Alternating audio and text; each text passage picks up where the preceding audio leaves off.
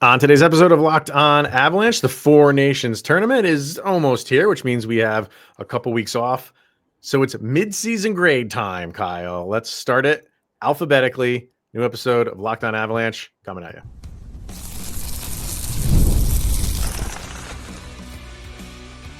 You're Locked On Avalanche, your daily podcast on the Colorado Avalanche.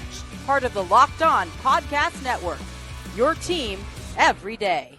All right, everybody. Welcome to the Locked On Avalanche podcast, part of the Locked On Podcast Network, your team every day. I'm your host, Chris Maselli. With me, as always, Mr. Shaggy Von Doom, Kyle Sullivan. Thank you for tuning in and making this your first listen of the day. That is always appreciated. If you want to get in on the conversation, join our subtext. When you do, chat with Kyle and I one-on-one. We get your opinion, everything Avalanche related, which we share on this very podcast. The link's in the show notes below. So make sure you do that, because we'll get your grades on the midseason grades. And then when the season's over, we'll do the end of the season grades. That's when we have like the nice graphics and stuff like that. This is just like, we're getting through these midseason, take it for what it is. And we'll also get to an athletic player poll. It came out like last week. We haven't been able to get to it until now. Kind of funny, interesting, and revealing things that the players anonymously say to a bunch of questions that the Athletic asks. So I always look forward to those things. Yeah, and this one I think is one of the more telling ones on how just raw and transparent these answers are. Yeah, because it will kind of go into things that they don't like. Yeah. And if your name is not attached to it, sometimes you open up a little bit more.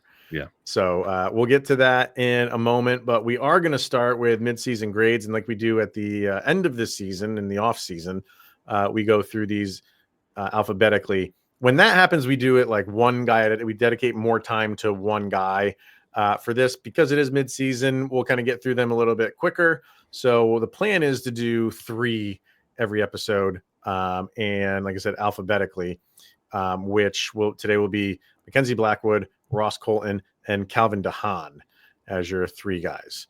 So let's start there, sir. Mackenzie Blackwood.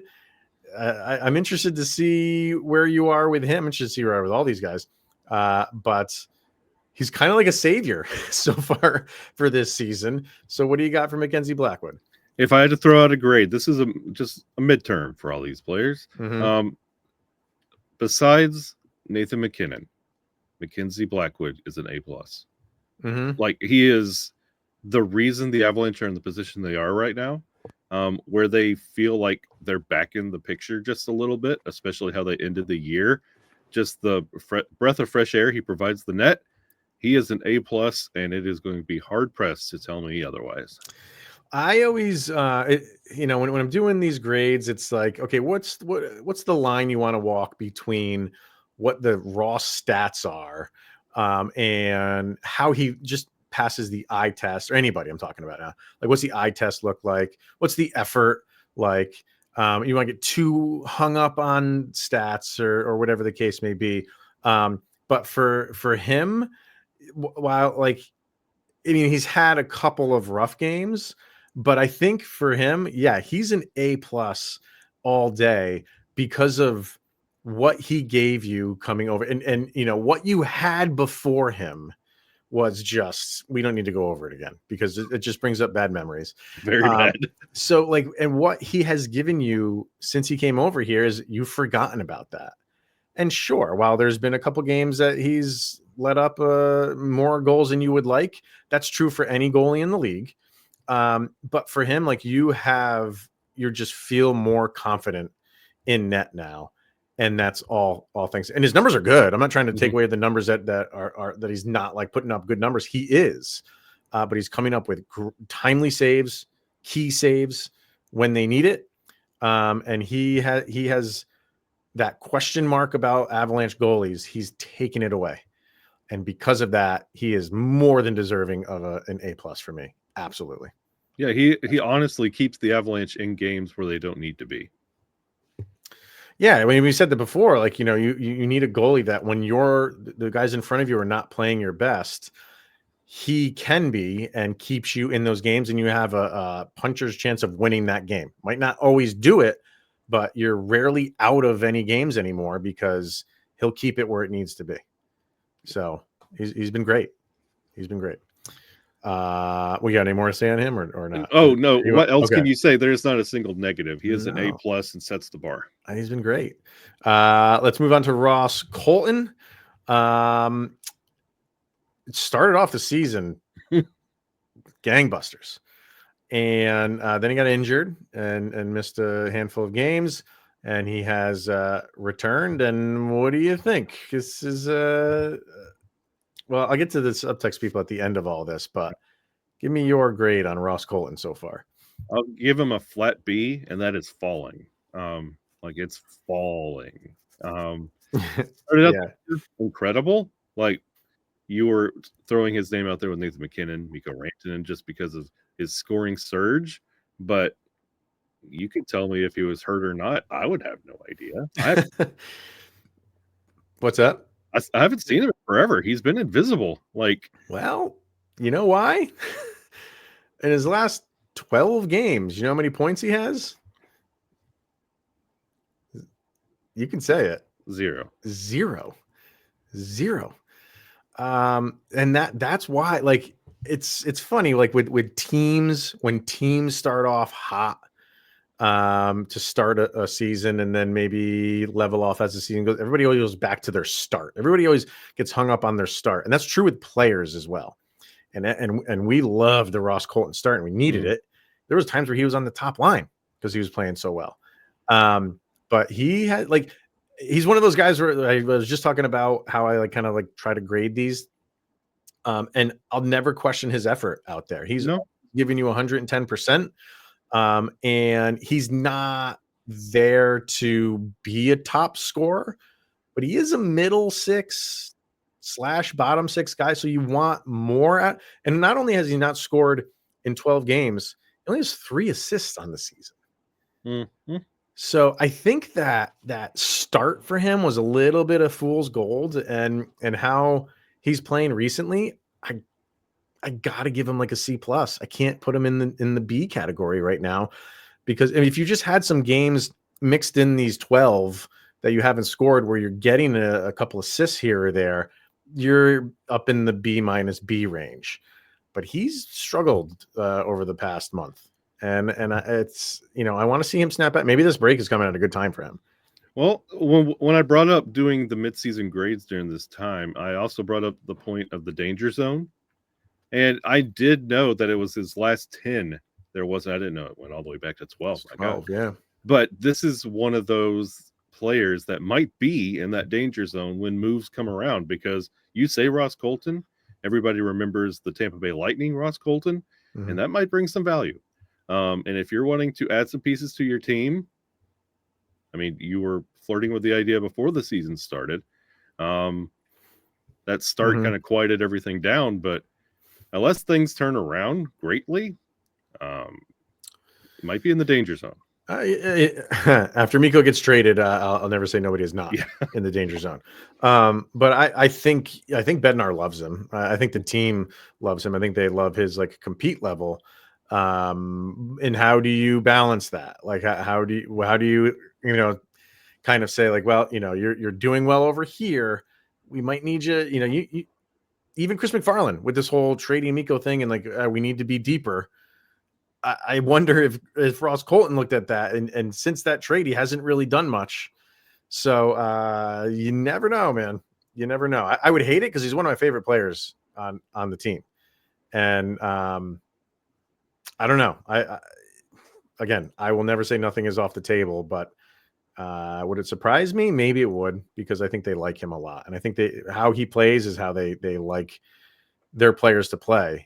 It's just we got to get a couple more points here, man. Keep fighting the fight and keep doing what you're doing. You're a great forechecker and defensive forward, but let's get a couple more points on the board. That'd help. I expected him more to not be in the Belmar role of liked guy, but not really bringing much. Yeah, I hear you.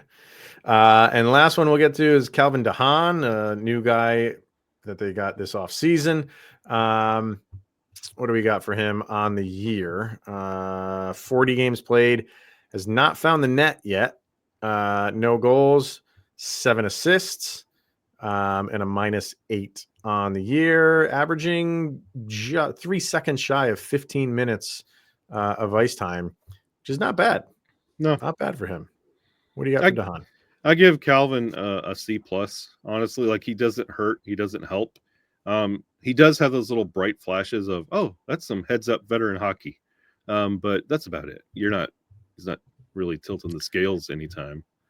Yeah, and I don't think, he's another guy where you're not really feeling like he's going to be that guy. But oddly enough, like I was shocked he played 40 games.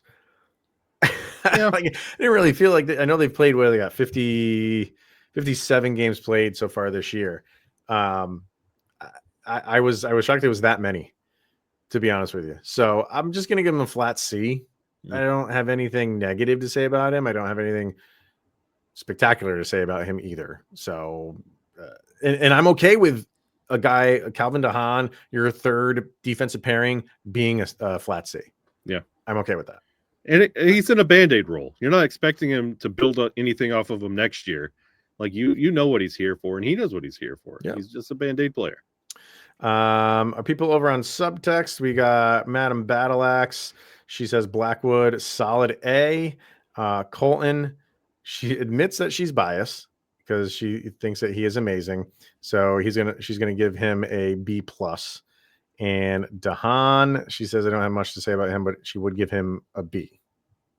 That's fine. I think it's a little bit higher. I can live with it. Kay gives Blackwood an easy A. Colton gives him a B, and De Haan a C. So she goes down the letter grades. Yep. A, B, C for those guys. Cody, Mackenzie Blackwood an A.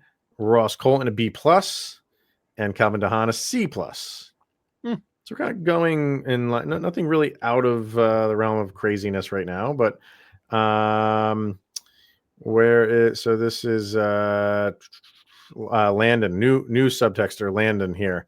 So he gives Mackenzie Blackwood a B+ or an A- because he has had some bad games. Colton is a B+ because he likes his grittiness, and De Haan is a C+. And they're going into things, but I want to give everybody a chance. Yeah. So I don't want to read everything that they're saying. So seems like we have a theme here, A, B, C for the most part. We got Vargar here. Blackwood is a B+, and I will say that's a lot for Vargar. Yeah, he doesn't want to give Blackwood too much credit. But a B+ for Blackwood in Vargar world is an A+ for me. That's grading on the curve. So we see you, Vargar. Colton a C+. Okay, yeah. Started off hot and cooled off, and Calvin De Haan C+ for him as well.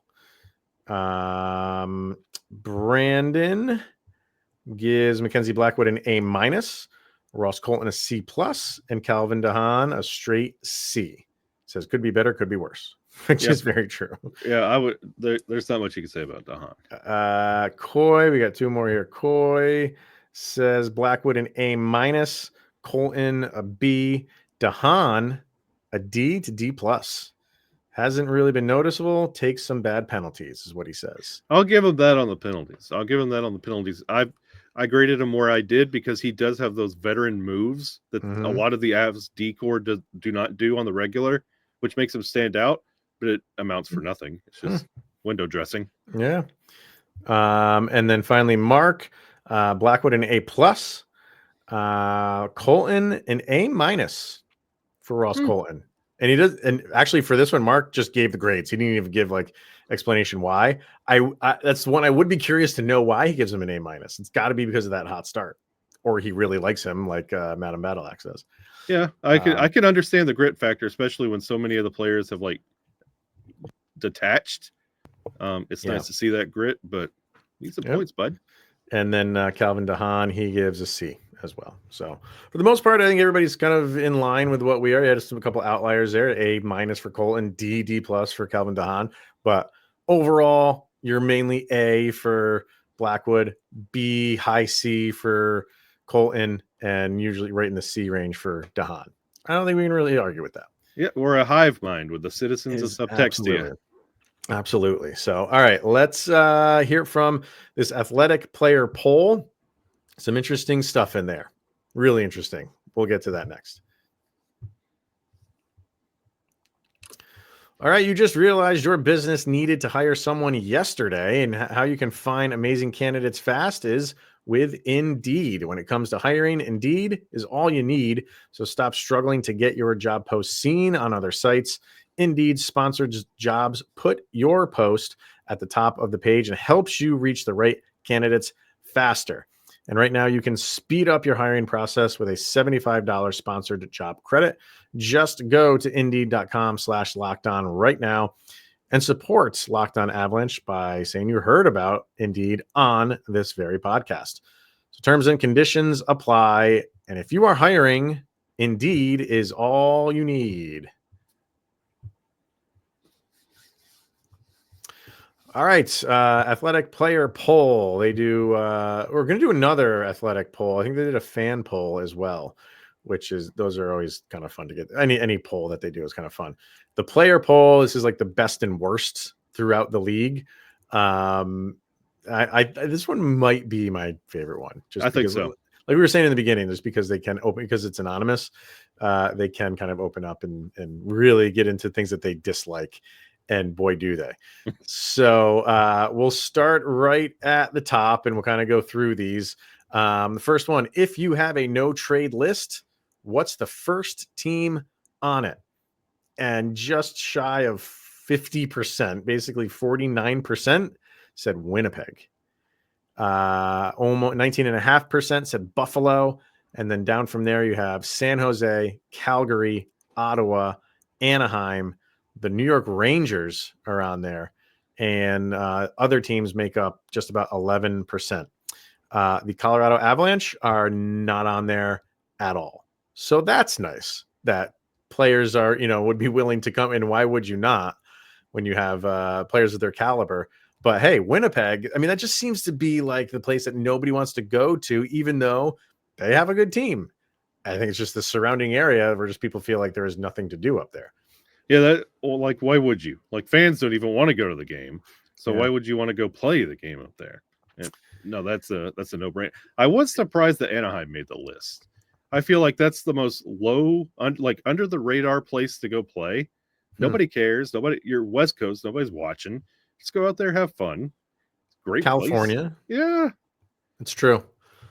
And the Rangers.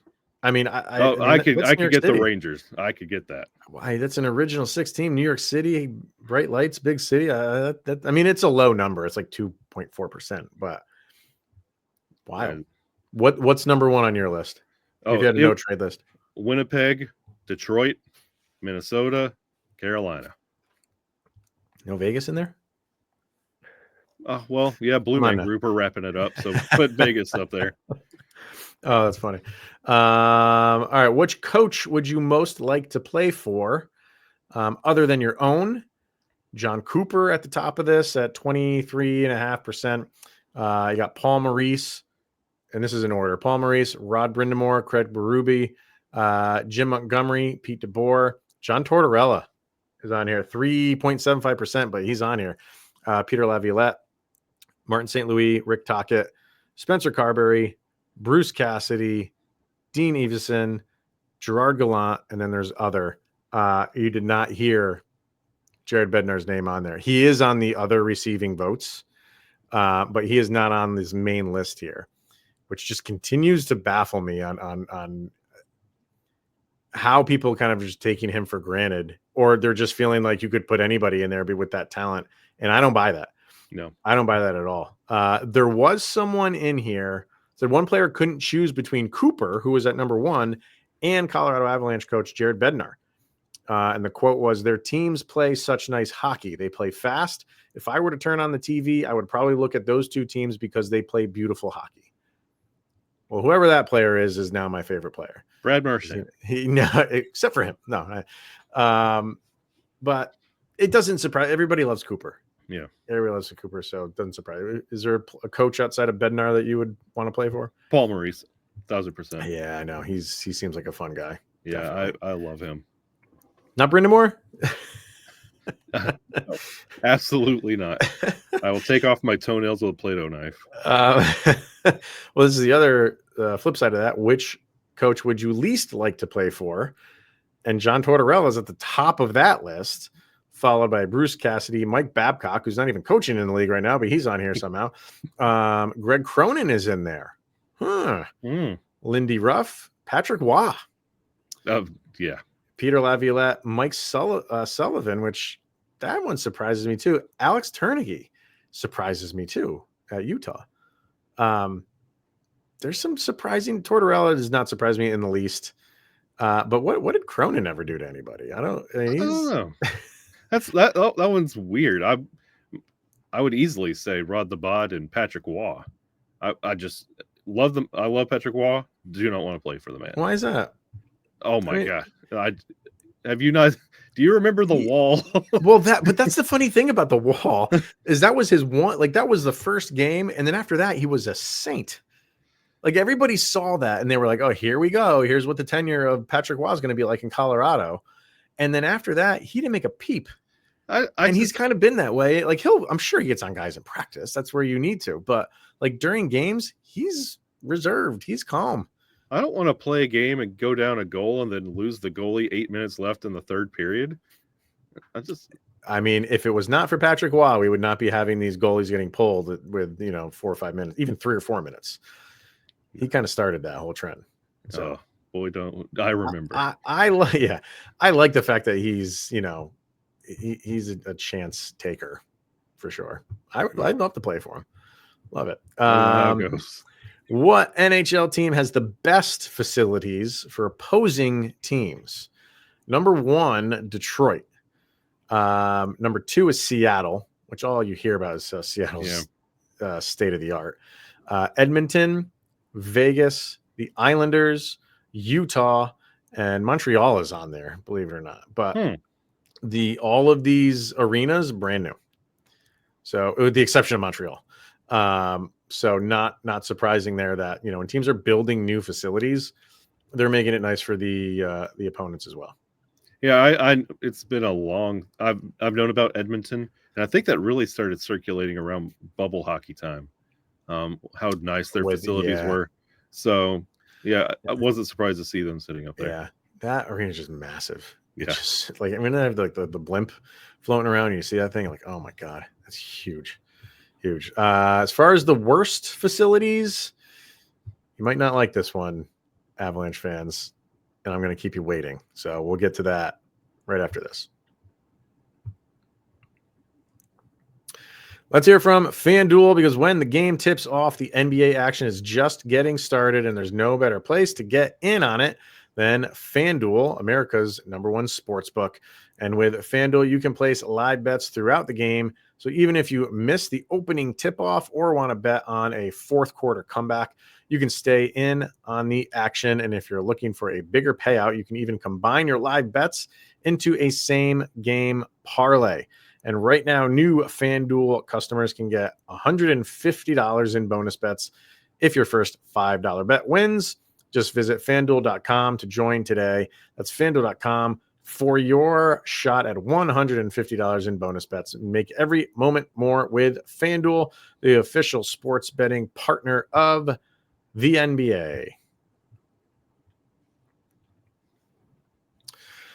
All right, let's get back to the athletic poll. And we did the best facilities and now the worst facilities far and away.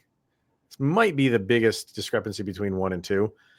Excuse me, is the worst facilities, Carolina Hurricanes at over 65.5%. After that is Calgary, then Washington, then the Bruins, and then the Colorado Avalanche, and then the Rangers.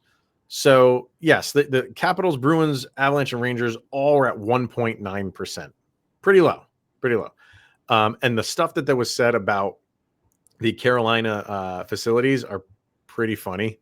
There was somebody said, let's see, it said it used to be Carolina, but then they upgraded and they're somehow still the worst. Yep. So apparently they upgraded the room and they added 2 feet of width to the opposing players' locker room. 2 whole feet that players got. One other player said the visiting room sucks, and the home room is basically the visiting room with some paint on the walls. So even if you're a home team player for Carolina, That's not very good either. Now they have, I think, approved a lot of money for not a rebuild, but they're going to keep that arena because that's on NC State's campus. So they use it too. But they did a lot of money for renovations. I would have to assume the locker rooms are a part of that. But I bet you loved to read this part of it at least. It's actually before I start my day, I walk out the door and I tap that every day. Like, instead of play like a champion, I just play like Carolina's got the worst facility. There's even a player that plays for the Hurricane that says probably ours. So he's even voting for his own, which I don't think he was supposed to do. But there was a comment for the Colorado Avalanche one, just flat out says it sucks. It sucks. I mean, you're a multi-sport facility. Yeah. You're kind of aging facility. So, I mean, it's to be expected, especially like when everybody else is getting new and fancy and flashy. You either have to have a historical monument or new and flashy. You can't be in between. That's like my concern for some things like Avalanche are facilities. Mm-hmm. And Ball Arena's fine. Like it's a fine arena. Let's show you the practice facility, baby. That's what I'm saying. Like practice facility, and you just where we saw all the other facilities having the best, like the newer ones. Free agents are attracted to that stuff, and guys that are on your team when they go to an opposing teams, when they go to Seattle, and they're like, wow, look at these visiting locker rooms. What are the home locker rooms like? Guys are attracted to that stuff. Boston and Dallas too. Boston's is newer. Yeah. So I think, the Avalanche, while their facilities are in like the good range, I think they need to step it up a little bit more. And maybe that's what could be the deciding factor between getting and not getting a free agent. You don't know. Yeah. I don't know. Especially with the way the NHL is turning and the rat race for free agents, you got to have the upper hand because good is not good enough when everything else is new and flashy. Yeah. So we'll see what they do. They did, you heard about that thing about, the downtown area in Denver, like around Ball Arena. They're just remodeling all of it. But they said it could take upwards of 30 years to complete everything. Okay. I'll be retired by then. So Nate's son will be. He'll be playing. We'll have to start recruiting the offspring of current Avalanche players. Landeskog's kids, yeah, right. Do you like the idea of an in-season tournament like the NBA? This was relatively close. There's only 10 percentage points between yes and no, but no takes it 54.5 to 45.5%. Some players said it was gimmicky and corny. I haven't looked at if it drives revenues, but if it does, I wouldn't be against it, said one player. I think it's good. Extra revenue gets fans more involved in the game and more rivalries. It'd be good to grow the game, lots of higher stakes in the middle of the season, and could break up the monotony of the regular season because it's a good mix-up. Or you can have something like you're doing right now in a Four Nations tournament. I'm not sold on an in-season tournament. For me, okay, so here's a good analogy. Like, I don't watch the NBA. Did the in-season tournament turn me to the NBA and say, oh, let me go check that out? No. So why would I think that someone who really doesn't watch the NHL turn to the NHL for an in-season tournament when I think you might get, if you're telling me an in-season tournament or something like the Four Nations, I think you would get more interest in a Four Nations. Not saying a ton, but more interest in your average NHL fan than you would an in-season tournament. Just how I feel. I used to watch the NBA until they did the in-season, and now I've doubled down on college basketball. Really? I will not. I can't. It's just, it feels so terrible. And like, you go through all of that, like these games are cup games. You win the NBA Cup in the regular season, and it feels like you won preseason. So yeah. I can't watch the NBA anymore. And they do it so early. Like they do it like mid-November, right? Yeah, before, because the unofficial start to the season for me has always been Christmas. Okay. So they get that out of the way, and they're already talking about it around Christmas. I'm like, no, I'm Yeah. good. Yeah. And it doesn't really sound like the NHL wants to do something like that. So Yeah. that's good. I'm not a fan of it. I'm sure there's some people that are. There are two more that they have here. One is the season too long? 58% say no. While 41.5% say yes, it is. I'm of the mind of it's not. Nope. But I can but I also feel like, but it's a sport that I love watching. And where, baseball, that's a long season, but if you have a baseball fanatic, they think it's just fine. No, and honestly, like even baseball fans don't think the baseball season is long because you're accustomed to watching your team. Yeah. 3 games, like 3 nights in a row is just what you do. Like NHL fans, this is fine. Guess what? We just wrapped up the Super Bowl. Guess that's a long wait until the season kicks off again. Like you feel like you talk about, wow, 18 weeks of football for a regular season. The gap in between is extreme. Huge. So like there's less of a wait for the regular season in the NHL. Treasure that. Like it's nice to have 2 or 3 games a week for the Avalanche, and then the playoffs, and then wait a little bit, and it's right back. Yeah. Don't blame you. And then finally, should Gary Bettman retire? 54.5% said yes. Well, 45.5% said no. So that's actually pretty close.